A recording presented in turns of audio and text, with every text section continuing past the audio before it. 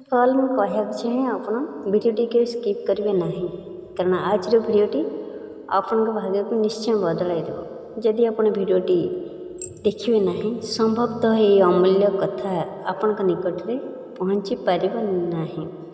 थे चिंता कर आप निश्चय चाहते गोटे रात्रि सब बदल जाता कि अनेक थर आप प्रार्थना करते सका उठला जपर पैसार चिंता न आसू जानते सौभाग्य आपण द्वार मुहर अटकी आपन स्वप्न जहाँकि बहुत दिन देखी वास्तव में परिणत होगा आज से ही रहस्य मो भिडियोटे स्थान पाई आसतु जाना।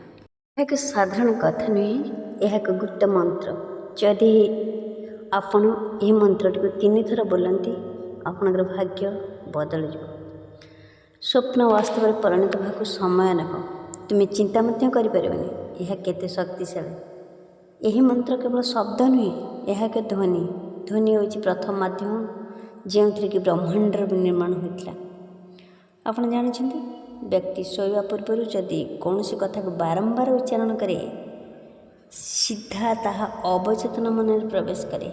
यही कारण जदि आप शोवा पूर्व चिंता करती से ही कथा तुम मुंडे सका जाए ना आपणकर मुंड से कथार अटकी थाए आप मुंड चार से कथा ही बुलू थाए।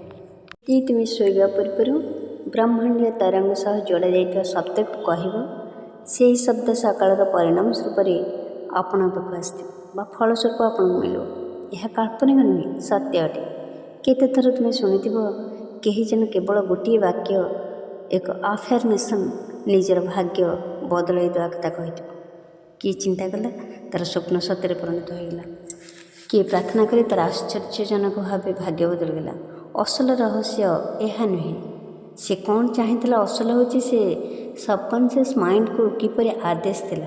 आज से आदेश देवार टेक्निक ए भिडियोटे कहबी। चिंता कर मुझे तुमको कहबी 3 थर मंत्र बोलो और रात्रि शोई जाओ ताहले कौन है आगामी प्रभात रे ब्रह्मांड को तुम आदेश शुणव तुम चारिपटे घटना बदल आरंभ हो पारे। यह प्रथम संकेत आपण को स्वप्न मिल होईपरे अचानक कहीं तुम सामना को आसीपे एपरी होईपरे तुम जीवन में दीर्घदिन अटकी कार्यकारी हो पार न कार्य सब आरंभ हो। यह केवल टंका पैसार कथा नुहे 10 कोटी टंकार मालिक होबार निश्चय असल कथा। मात्र असल कथा है तुमको एक नुआ स्रोत में सामिल करने को हेब। हाँ तुम जिज्ञासा को बढ़ाई चलो तुमको एपरी अवस्था को नहीं जीव जो सबकि संभव। मात्र ध्यान रखिए यह समस्त संभव नुहे यह से लोक मान निकट में पहुँचब जहाँकू कि यूनिवर्स बा ब्रह्मांड बाछी थी।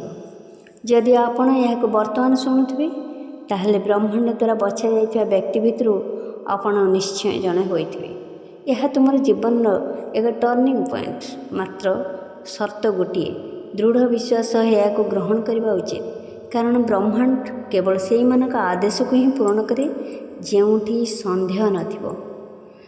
आपणकर निश्चय आग्रह बढ़ी जाइथिबो ए मंत्र कौन कहीं मात्र 3 थर बोलवा कहुई कारण जानते 3टी अंक सब रहस्यमय अटे। त्रिमूर्ति होती ब्रह्मा विष्णु महेश्वर। त्रिकाल हूँ अतीत वर्तमान और भविष्य। 3 लोक हूँ पृथ्वी आकाश और पातल।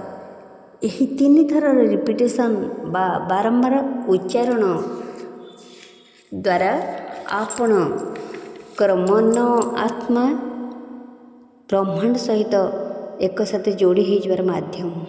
जितेबाला तुम्हें प्रथम थर यह बोलो से कॉन्शियस माइंड रे पहुँच द्वितीय थर यह सबकनसीयस माइंड को जाइए तृतीय थर यह ब्रह्मांड तरंग सहित परिवर्तन हो बाहर को जाए। यह हूँ से मुहूर्त जितेबाला ब्रह्मांड को आदेश माने को बाध्य करए। थरे चिंता कर रात्रि मंत्र को 3 थर बोलिए आखि बंद करेंगे निश्वास जोर नेबे ना नॉर्मल रहिबे मन शांति थी। आपण जितेबाला यह 3 थर बोलिए ऊर्जा तुम चारिपटे घेरी यह अदृश्य ऊर्जा यह एपरी शक्तिशाली जहाँ तुम स्वप्न जाए पहुँचीज।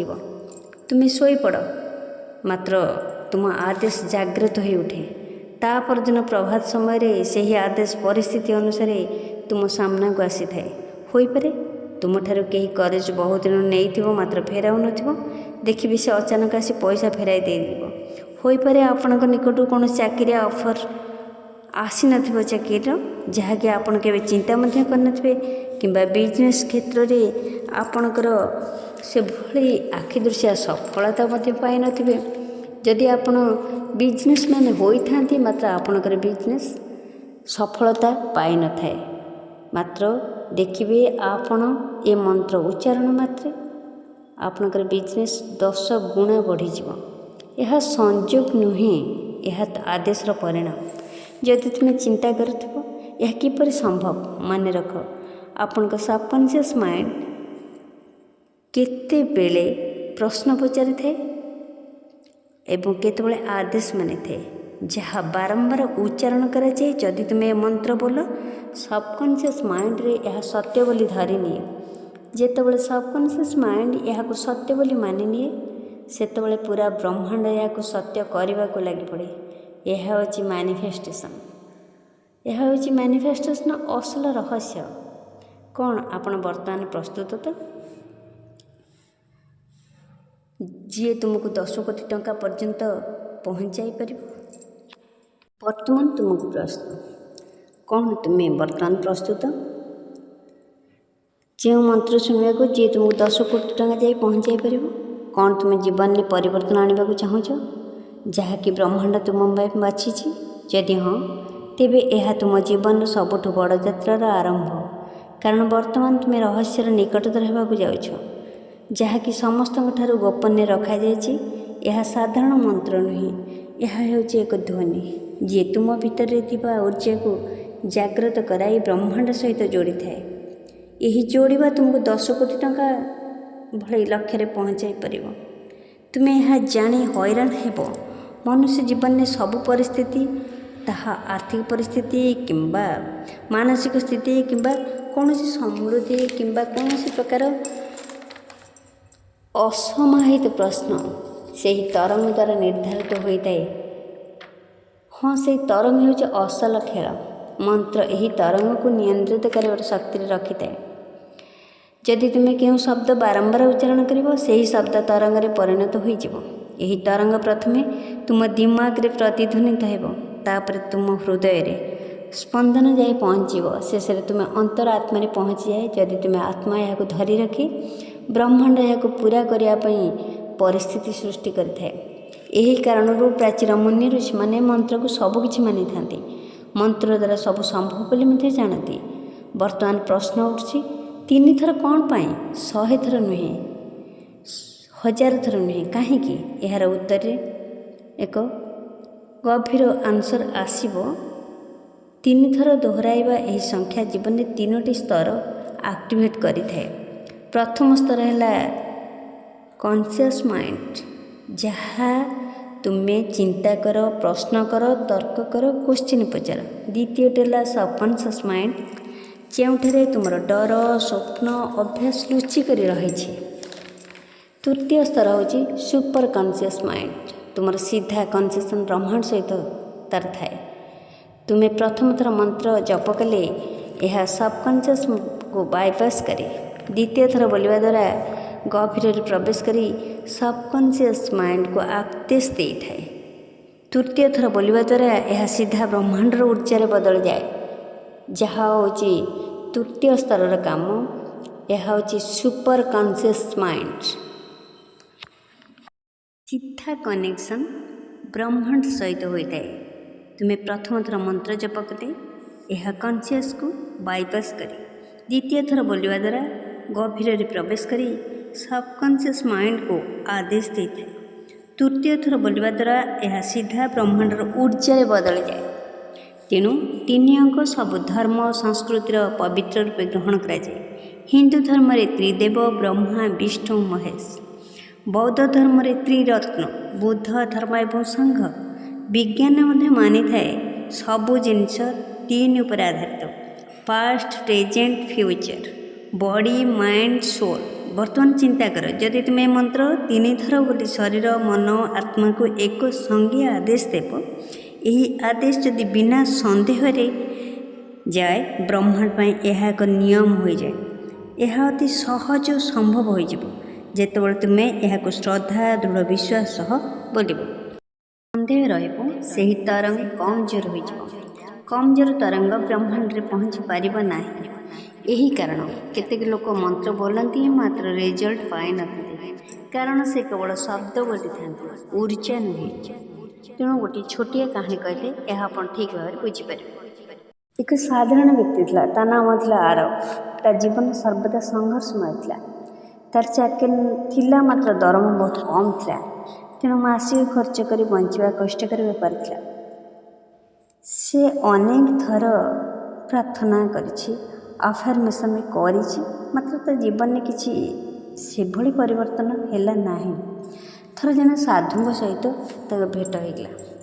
ସାଧୁ ତାଙ୍କୁ କହିଲେ, ତୁମେ 10 କୋଟି ଟଙ୍କା ଚାହୁଁଛ?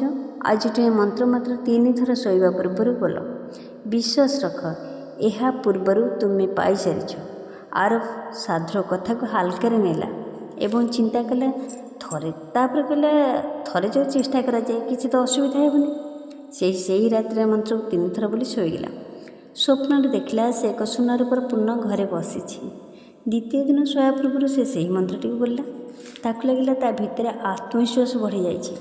ତୃତୀୟ ରାତିରେ ତା ପାଖକୁ ଜଣେ ପୁରୁଣା ବନ୍ଧୁ ଆସି ପହଞ୍ଚିଗଲେ ଏବଂ ତାକୁ ତାର ପୂର୍ବରୁ ନେଇଥିବା ଟଙ୍କା ଫେରାଇ ଦେଲେ ଏବଂ ସେ କହିଲେ ଯେ ତାକୁ ଏଭଳି ଏକ ବିଜନେସ୍ ଉପରେ କହିଲେ ଯାହାକି ତାର ଜୀବନକୁ ବଦଳାଇ ଦେଲା। ମାସ ଭିତରେ ତାର ଜୀବନ ଏଭଳି ଆଶ୍ଚର୍ଯ୍ୟଜନକ ଭାବରେ ବଦଳିଗଲା ଯାହାକି ସେ କୋଟିଏ ଟଙ୍କାର ମାଲିକ ହୋଇଗଲା। କ'ଣ ଭାବୁଛ, ଏହା ସଂଯୋଗ ଥିଲା? ନା, ଏହା ତାର ଆଦେଶ ଥିଲା ଯାହାକି ବ୍ରହ୍ମାଣ୍ଡ ପାଖରେ ପହଞ୍ଚି ଯାଇଥିଲା। ବର୍ତ୍ତମାନ ତୁମେ ନିଶ୍ଚୟ ଭାବୁଥିବ, ଏହା କିପରି ମନ୍ତ୍ର ଏପରି ଶକ୍ତିଶାଳୀ, ଏହାର ଉତ୍ତର ଶୀଘ୍ର ତୁମେ ପାଇପାରିବ। ମାତ୍ର ତା ପୂର୍ବରୁ ଏକଥା ବୁଝିବାକୁ ପଡ଼ିବ, ମନ୍ତ୍ର ବୋଲିବା ସମୟରେ ଶବ୍ଦ ନୁହେଁ, ନିଜର ଭାବନା ଚିନ୍ତାର ଆବଶ୍ୟକତା ରହିଛି। କାରଣ ବ୍ରହ୍ମାଣ୍ଡ ଶବ୍ଦକୁ ନୁହେଁ ତରଙ୍ଗକୁ ଶୁଣିଥାଏ। ଯଦି ତୁମେ 3 ଥର ମନ୍ତ୍ର ବୋଲିବ, ମନରେ ଡର, ଭୟ, ସନ୍ଦେହ ରଖିଲେ ଏହା କେବେ ବି କାର୍ଯ୍ୟ କରିବ ନାହିଁ। ମାତ୍ର ତୁମେ ଯଦି 3 ଥର ବୋଲିବ ଓ ଦୃଢ଼ ବିଶ୍ୱାସ ସହିତ ଏ ମନ୍ତ୍ର ବୋଲିବ ଏବଂ ନିଜେ ଅନୁଭବ କରିବ ତୁମ ପାଖରେ ପ୍ରଥମରୁ ହିଁ 10 କୋଟି ଟଙ୍କା ଅଛି, ବ୍ରହ୍ମାଣ୍ଡ ତାକୁ ସତ ବୋଲି ଭାବିବ। କଳ୍ପନା କର, ତୁମେ ରାତିରେ ଶୋଇବା ପୂର୍ବରୁ ଯେତେବେଳେ ମନ୍ତ୍ର ବୋଲିବ, ତୁମ ସାମ୍ନାରେ କଳ୍ପନା କରିବ ତୁମ ପାଖରେ ଅଜସ୍ର ଟଙ୍କା ଥୁଆ ହେଇଛି, ସୁନା ରୂପାର ବାକ୍ସ ଭର୍ତ୍ତି ଅଛି। ଖୁସି ହିଁ ଖୁସି, ତୁମ ଜୀବନଟା ଦୁଃଖର ଚିହ୍ନ ନାହିଁ। ତୁମେ ଅନୁଭବ କର ଏହା ସବୁ ମୋର, ତାପରେ ଶୋଇଯାଅ। ଯେପରି ଭାବେ ତୁମେ ଶୋଇବାକୁ ଯାଅ, ତୁମର ସବକନସିୟସ୍ ମାଇଣ୍ଡ ସେହି ଛବିକୁ ଗ୍ରହଣ କରି ଧରିନେବ, ବ୍ରହ୍ମାଣ୍ଡ ପାଖକୁ ପଠାଇଦେବ। ଆସନ୍ତା ପ୍ରଭାତରେ ସେହି ଛବି, ସେହି ଚିନ୍ତା ସତରେ ବଦଳି ଯିବାକୁ ଲାଗିବ। ଏହା ଏକ ରହସ୍ୟ। ମନ୍ତ୍ର ମାତ୍ର ବୋଲିବା ଶବ୍ଦ ନୁହେଁ, ଶ୍ୱାସ ସହ ମଧ୍ୟ ଯୋଡ଼ି ହୋଇଯାଏ। ଯଦି ତୁମେ ଏହାକୁ ବୋଲିବ, ତୁମର ଶ୍ୱାସ ଏକ ନିର୍ଦ୍ଦିଷ୍ଟ ଲକ୍ଷ୍ୟରେ ଚାଲିବ। ଏକ ନିର୍ଦ୍ଦିଷ୍ଟ ଲକ୍ଷ୍ୟ ତୁମେ ସ୍ଥିର କରିପାରିବ। ତୁମ ଶରୀର ଭିତରେ ଶକ୍ତି, ମନରେ ଦୃଢ଼ତା ବଢ଼ାଇ ଲକ୍ଷ୍ୟ ସ୍ଥିର କରିବେ। ଊର୍ଜାକୁ ରିସେଟ୍ କରିଦେବ। ଯେତେବେଳେ ଊର୍ଜା ରିସେଟ୍ ହୋଇଯିବ, ଜୀବନର ଦିଗ ପରିବର୍ତ୍ତନ ହୋଇଯିବ। ବର୍ତ୍ତମାନ ତୁମେ ବୁଝିବ 3 ଥର ମନ୍ତ୍ର ବୋଲିବାର ଅସଲ ରହସ୍ୟ କ'ଣ। ଏସବୁ ଶବ୍ଦ ନୁହେଁ, ଏହା ଏକ ଆଦେଶ। ଏହି ଆଦେଶ ତୁମର ସବକନସିୟସକୁ ଆଦେଶ ଦେବ। ବ୍ରହ୍ମାଣ୍ଡକୁ ସେତେବେଳେ ଏହି ଆଦେଶ ପହଞ୍ଚାଇ ଦେବ। ସ୍ପଷ୍ଟ ଓ ଶକ୍ତିଶାଳୀ ହେବ। ତାହା ପୂରଣ ହେବାକୁ କେହି ରୋକିପାରିବେ ନାହିଁ। ମାତ୍ର ମନେ ରଖ, ଏ ଯାତ୍ରା ବର୍ତ୍ତମାନ ଆରମ୍ଭ ହେଲା। ବର୍ତ୍ତମାନ ତୁମର ଜାଣିବା ଦରକାର କି ଏ ମନ୍ତ୍ର କିପରି ବୋଲିବ, କେଉଁ ସମୟରେ ବୋଲିବ, କେଉଁ ପରିସ୍ଥିତିର ପ୍ରଭାବ 1000 ଗୁଣ ବଢ଼ିଯିବ। ଏହା ଜାଣିବ ତୁମର ନିକଟରେ ଏକ ବଡ଼ ରହସ୍ୟ ଉନ୍ମୋଚନ ହେବାକୁ ଯିବ। କାରଣ ତୁମେ ବର୍ତ୍ତମାନ ଶିଖୁଛ ଏହା ସଠିକ୍ ନିୟମ। ଏହି ମନ୍ତ୍ର କେବଳ ଶବ୍ଦ ନୁହେଁ, ଏହା ତୁମ ଭାଗ୍ୟର ଦ୍ୱାରକୁ ଖୋଲିଦେବ। ପ୍ରଥମେ ତୁମେ ଏହା ଜାଣିବା ଦରକାର, ଏ ମନ୍ତ୍ର ଯେକୌଣସି ସମୟରେ ବୋଲାଯାଇ ପାରିବ ନା ନାହିଁ। ଏହାର ପ୍ରଭାବ ସବୁଠୁ ଅଧିକ ହେବ ଯେତେବେଳେ ତୁମେ ମନ ଶାନ୍ତ ଓ ଗଭୀର ରିଲାକ୍ସ ଥିବ, ତୁମର ସବକନସିୟସ୍ ମାଇଣ୍ଡ ଗ୍ରହଣ କରିବା ପରିସ୍ଥିତିରେ ଥିବ। ଏହି କାରଣରେ ରାତ୍ରି ସମୟରେ ସବୁଠୁ ଏ ମନ୍ତ୍ରର ପ୍ରଭାବ ଅଧିକା ଥାଏ। ଯେତେବେଳେ ତୁମେ ପୁରା ଦିନର କାର୍ଯ୍ୟ ବ୍ୟସ୍ତ ପରେ ରିଲାକ୍ସ ଥାଏ, ମୁଣ୍ଡ ଆପଣଙ୍କର ରିଲାକ୍ସ ଥିବ ଏବଂ ଏହା ଗ୍ରହଣ କରିବାକୁ ପ୍ରସ୍ତୁତ ଥିବ।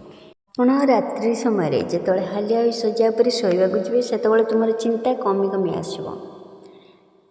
ଏହି ପରିସ୍ଥିତି ଏହି ଅବସ୍ଥାକୁ ଆଲଫା ଷ୍ଟେଟ୍ କୁହାଯାଏ।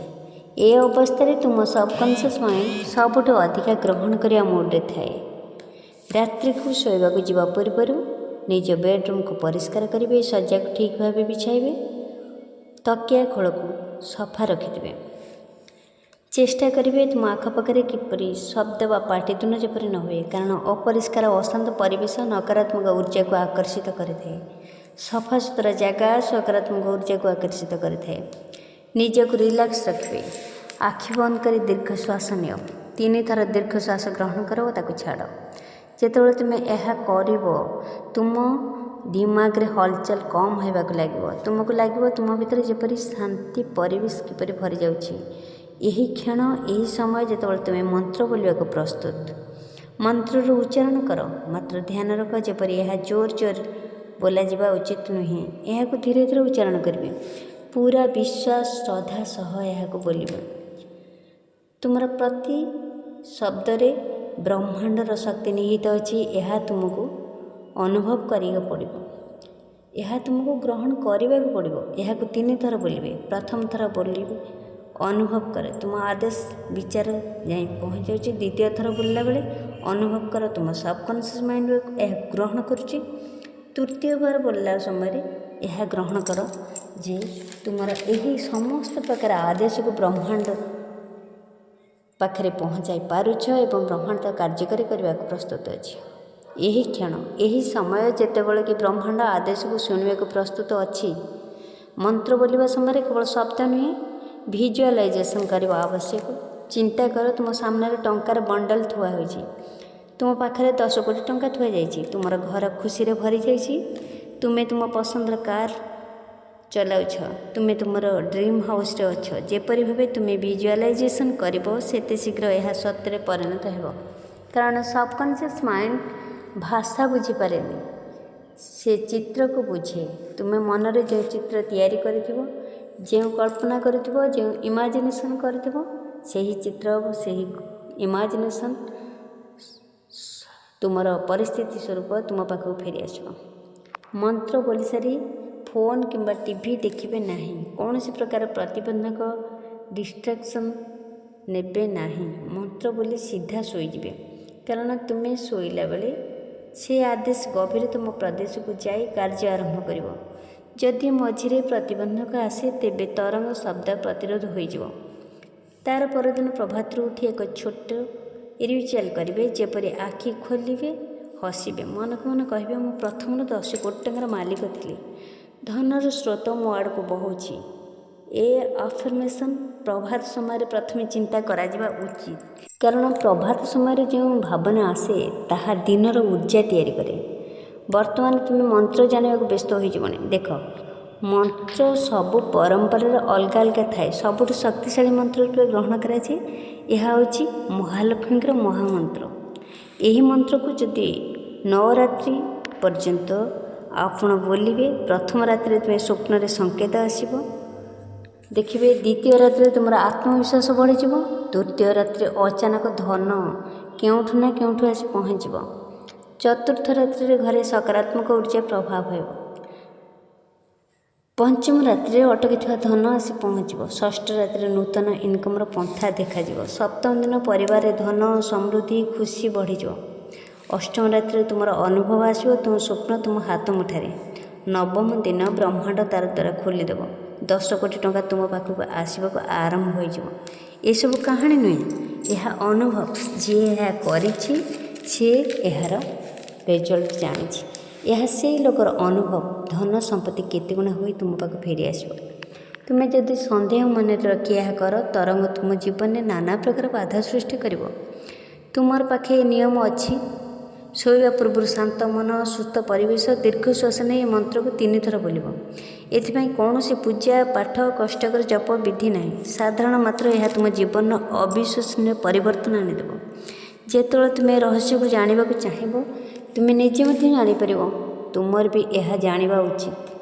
ତୁମ ସବକନସିୟସ୍ ମାଇଣ୍ଡକୁ କିପରି ରିପ୍ରୋଗ୍ରାମ କରିବ, ଏହାର ପ୍ରଭାବ କାହିଁକି ରାତିରେ ଅଧିକା ପଡ଼ୁଛି, ଏହା କାହିଁକି ଅଧିକା ଫଳଦାୟୀ ହେଉଛି। ଆମର ମସ୍ତିଷ୍କ 2 ପ୍ରକାର, କନସିୟସ୍ ବା ଚେତନାଶୀଳ जी दिन में आक्टिव थाए, जुक्ति तर्क विचार करें, सन्देह करें। द्वितीयटी हूँ सबकनसीयस माइंड बा अवचेतन मन, जी शांत मात्र सबुठ शक्तिशाली। कनसीयस माइंड जो 5% काम करे, सबकनसीयस माइंड 95% कार्य करे। तुमर कार्य कर डिसीजन, तुमर आचार व्यवहार सब सबकनसीयस माइंड ही प्रोग्राम करें। समस्या यह अटे अनेक लोक सबकनसीयस माइंड प्रोग्रामिंग ठीक भाव हो न था, भय सन्देह भाव होता है। कारण पिला बेलू आम शुणा आसचु परिश्रम बिना धन मिले ना, आम अमीर हो पारिबा नाही, आम गरीब जन्म नहीं। ये सब वाक्य तुम सबकनसीयस माइंड रे पशि थाए। सेतबेले जे तुम सबकनसीयस मानि लियो जे तुम अमीर पाई नुहे, तुम गरीब पाई जन्म। तुम जिते कष्ट परिश्रम कर, तुम परिस्थिति तुम विचार तुमको निज भावना भितर चापी रख, तुमको से ही परिस्थिति की बारंबार नहीं जीव। मात्र मंत्र यही समय व्यक्तियों कार्य रामबाण फ्री करए। जदि मंत्र को शोया पूर्व 3 थर बोलिए, मंत्र उच्चारण करेंगे, तुम्हें तुम सबकनसीयस माइंड को आदेश देव। ये आदेश पूरा लिमिटिंग बिलीफ बा पुराना विश्वास को भांगी दे, नुआ विश्वास को हृदय में बसाई दे। फल प्रक्रिया रात्रि अधिक प्रभाव पकाए, कारण कनसीयस माइंड शोई जाए। दिन में जदि कहे मु 10 कोटी टंकार मालिक, कनसीयस माइंड कह किपरि तोर चाकरी छोट, से भली व्यवसाय भी तोर नहीं, पैसा नहीं। कनसीयस माइंड सन्देह करने लगे, आदेश को रिजेक्ट करदे। राति सबकनसीयस माइंड जिते कनसीयस माइंड शोई जाए, सबकनसीयस माइंड से एक्टिव थाए। बिना प्रश्न रे से सब कथा ग्रहण करे, से ही आदेश सकाळे ता सत करने को आरंभ करे। चिंता कर केते थर तुमको डर स्वप्न आसे, सकाळे तार प्रभाव तुम्हें अनुभव करो, कारण सबकनसीयस माइंड ताको सत भाव ग्रहण करे। यही शक्ति जब ठीक शब्द विजुअलाइजेशन ठीक भाव में कर, ताहा तुमको 10 कोटी टंका पाखे पहुँचाई देव। एपरिक तुम कोटिपत्र सुजोग सृष्टि करदेव। यह एक गभीर रहस्य। रातिर समय केवल शांत रही है, शक्तिशाली थाए। रातिर तरंग अलग थाए। विज्ञान रात्रि इलेक्ट्रिक मैग्नेटिक धीरे हो जाए। यही कारण ध्यान मंत्र मैनिफेस्टेशन रात्रि केते गुणा तेजरे कार्य करते। जितेबाला बाहर शांत थाए, भीतर शब्द शुणा जाए। यही शब्द ब्रह्मांड निकट में पहुँची थाए। तुम जानवा दरकार सबकनसीयस माइंड को रिप्रोग्राम करने सहज प्रक्रिया। रिपिटेशन इमोशन शब्दर बारंबार उच्चारण भावनार अनुभव। जितेबाला मंत्र 3 थर बोल, संगे संगे विजुअलाइजेशन तुम पाखे प्रथम 10 कोटी टंका अच्छी, सबकनसीयस माइंड ताको सत्य बोली धरी निए। कल्पना कर रात्रि शज्यार शोई शोई मंत्र बोलो, तुम्हें आखि बंद कर बोलवा समय आपण विजुअलाइजेशन करेंगे, चिंता करेंगे मो पाखे धनर अभाव ना, मो बैंक खातार 10 कोटी टंका जमा अच्छी, मो घर खुशी भरी जाऊँगी, मो पसंदर गाड़ी बुलाऊँगी, मो स्वप्नर घरे मु अच्छी। यहीपरि विजुअलाइजेशन करेंगे। तापर मंत्रटी को बोलिए। मंत्रटी है ओम श्रीं ह्रीं क्लीं महालक्ष्मी नमः। ओम श्रीं ह्रीं क्लीं महालक्ष्मी नमः। एक साधारण कथा नुहे, यह एक गुप्त मंत्र। जदि आपण यह मंत्रटी को 3 थर बोलती, आपणकर भाग्य बदल जाए। स्वप्न वास्तव में परिणत होगा समय नेब। तुम्हें चिंता करें, यह केते शक्तिशाली। यही मंत्र केवल शब्द नुहे, यह एक ध्वनि। ध्वनि हूँ प्रथम माध्यम जो कि ब्रह्मांडर निर्माण होता। आपड़ जानते व्यक्ति शोवा पूर्व जदि कौन सी कथा को बारंबार उच्चारण करे, सीधा ताहा अवचेतन मन में प्रवेश करे। यही कारण जदि आप शोवा पूर्व चिंता करती, से ही कथा तुम मुंडे सकाल जाए ना, आपणकर मुंड से ही कथार अटकी थाए, आप मुंड चारिपटे से कथा ही बुलू थाए। तुम्हें जदि चिंता कर तुम पाखे टंकार बंडल अच्छी, स्वप्न घर अच्छी, तुमको लगे जेपरी यह तुम पाखे आगर ही अच्छी। तुमर सबकनसीयस माइंड से छवि को धरिकी रख। सबकनसीयस माइंडर एक विशेषता हूँ से सबू आदेश को सत्य परिणत करने को चेष्टा करे। तापरे मनोवैज्ञानिक मैंने या स्लीप प्रोग्रामिंग कही था, कारण तुम्हें शोले तुम दिमाग 30 मिनिट जाए इनफर्मेशन ऑब्जर्व करे। से ही समय जदि डर भय कथा चिंता कर से सबकनसीयस को जाए, से ही समय मंत्र विजुअलाइजेशन करी जदि आपण निजे चिंता करेंगे मु हूँ धनी आ मो पाखे लक्ष लक्ष टंका अच्छी मु हूँ 10 कोटी टंकार मालिक, ताहा तुम भाग्य को बदल। उदाहरण कहूँ सत्य घटना, गोटे स्त्री लोक जी सब आर्थिक समस्या बुड़ी रोला, मात्र से ही मंत्र को रात शोया पूर्व 3 थर बोलूला और विजुअलाइज करूला। से विजुअलाइज करूला मो पाखे 10 कोटी टंका अच्छी। आरंभर किछि दिन तक किछि अजीब फिल है। पंचम दिन से स्वप्न टंका और सोनार बाक्स को देखला। ठीक 10म दिन तार बहुत दिन पुराना केस्रे फैसला है और से जीति जाइए कोटी टंकार संपत्ति ता अधीन को आसला। यह कौन चमत्कार कहब ना, यह तार सबकनसीयस माइंड्र नुआ प्रोग्रामिंग थिला। ब्रह्मांड को आदेश पठाइला। ए प्रक्रिया केवल आस्था और विश्वास सीमित नुहे, यह गभीर मनोवैज्ञानिक ब्रह्मांडीय ऊर्जार आधारित। तुम्हें 3 थर मंत्र बोलुच, ताहा केवल शब्द नुहे, तुम्हें तुम जीवन नक्शा ब्रह्मांड पाख पठाउच। ताहा जदि ब्रह्मांड ग्रहण कला से तुमको ठीक बाटर नहीं जीव। मन रख, ए पूरा प्रक्रिया रे सबुठ बड़ कथा है कंसिस्टेंसी। जदि यह 1-2 दिन कर छाड़देव तरंग कम हो जीव। मात्र 21 दिन जाए कले सबकनसीयस माइंड तुम रिप्रोग्राम हो तापर तुम परिस्थिति बाधा तुम निर्देश रे चलो।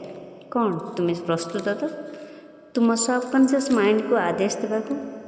कौन तुम्हें प्रस्तुत रात्रि से शक्ति को आपणाइबा जी तुम भाग्य को बदलाई देव? हाँ बुझ, तुम जीवन सबुठ बड़ यात्रा तुम पाखे तुमको यार रहस्य जाए नहीं जीव। पूरा प्रक्रिया को बंद करदेव, तुम्हें यह हरइदेव, यह पुनर्बार मिलनी, कारण यह से ही क्षण जहाँ तुम विश्वास ब्रह्मांडर शक्ति सह मिसी तुम भाग्य को नुआ रूप देव। वर्तमान तुम्हें जानी कहीं मंत्र 3 थर बोला जा उचित। रात्रिर ऊर्जा सबुठ शक्तिशाली, किपरि तुम सबकनसीयस माइंड तुम आदेश को धरी ब्रह्मांड पर्यंत पहुँचाई पारुछि। शुण किपरि भाग्य को तुम हाथ मुठार रखिब। रात्रि मंत्र बोलिए, हाथ को हृदय पर रखिए, आखि बंद करेंगे, मन को मन शब्द कहे धन। ए प्रकार मु हूँ 10 कोटी टंकार मालिक।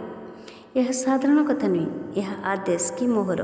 यह तुम आदेश को ब्रह्मांड पाखे पहुँचाई तुम कथा को सत्य परिणत करने को लगे। तुम चिंता कर सतरे यह एत सहज? उत्तर आसब हाँ, ये सहज जितेबाला तुम विश्वास दृढ़ हो, कारण ब्रह्मांड संदेह को शुणे ना, केवल स्पष्ट और शक्तिशाली आदेश को शुणे।